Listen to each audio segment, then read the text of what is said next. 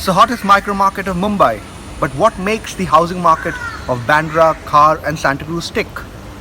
In today's episode, we do a deep dive into the market that has come of age in the last decade and the outlook going forward. It's the home to some of India's biggest celebrities. Driving around this neighbourhood, it's hard to find a street where a prominent celebrity isn't staying. Bollywood superstars Salman Khan as well as iconic cricketer Sachin Tendulkar count this locality as their home, as does India's biggest film director Karan Johar. Welcome to the suburb of Bandra, Khar and Santacruz. For many years after India's independence, these suburbs were not the first choice of many wealthy residents. That was a period when major economic activity was dominant in South Mumbai. Bandra, Khar and Santacruz were dormant neighbourhoods. Property prices in this suburb were 50% lower than that of prime South Mumbai.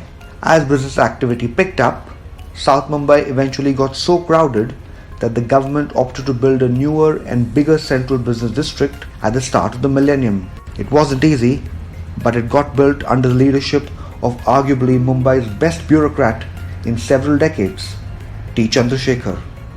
The location very close to this once isolated suburb. Home prices started rising thereafter as wealthy celebrities and successful entrepreneurs started making this suburb their choice of residence. Many say today the suburb has a vibe different from the rest of the city. It's just a different kind of an invisible boundary between Bandra West and rest of the Mumbai city. Property prices kept moving higher and higher and reached such levels that they started rivaling that of South Mumbai. It helped that while supply of apartments was rising in many parts of Mumbai, in this suburb the activity was very limited. That meant prices of housing remained at elevated levels. Given the absence of free land, most construction activity in this suburb was redevelopment led.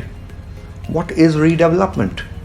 In simple terms, it's demolishing an old small building or bungalow and replacing it with a newer and larger building, subject to municipal norms.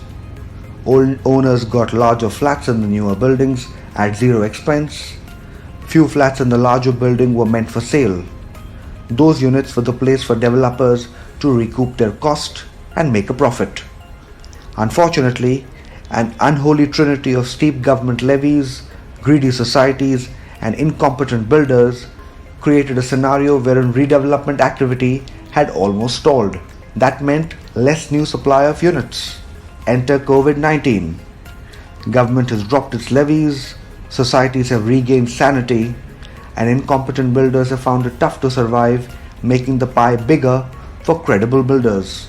So, how many projects have credible builders taken up? We are looking at people who performed earlier, got the completion certificates, OCs, delivered well. They've taken about 3 to 5 projects.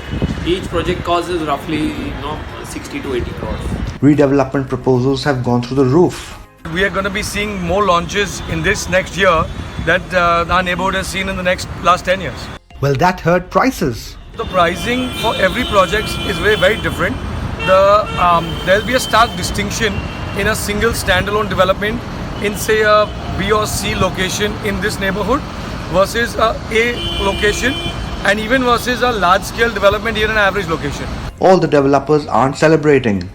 This flood of supply is likely to impact prices going forward. Barring good projects and good location, credible developers, I personally see a price correction happening with everything else in the market. I think it'll go down, like where people were expecting 55,000, it'll come down to 42,000. And it's the bitter truth, but there is a strong price war coming which nobody's seeing. Exciting times for the neighbourhood have only just begun.